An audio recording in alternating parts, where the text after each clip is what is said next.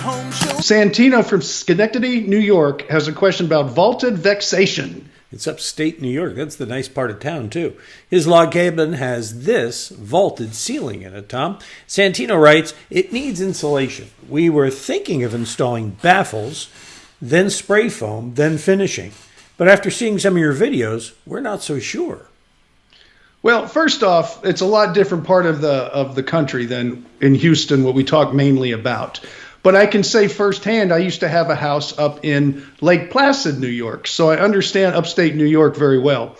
And it gets cold. Now, yeah. Yes. I don't think I do. I don't understand why you would do the baffles. Because it's a vaulted ceiling, I would seal it tight.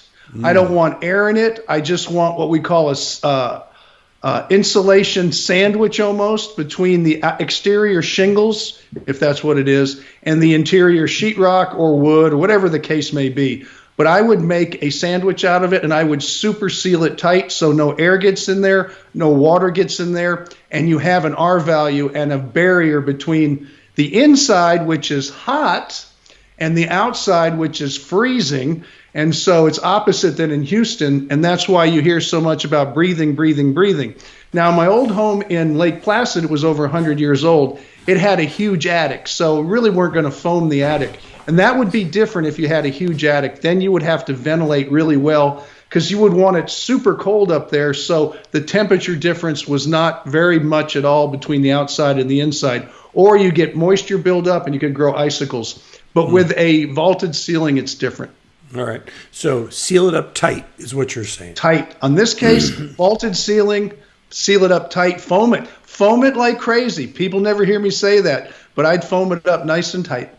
So Tom's saying go foam yourself.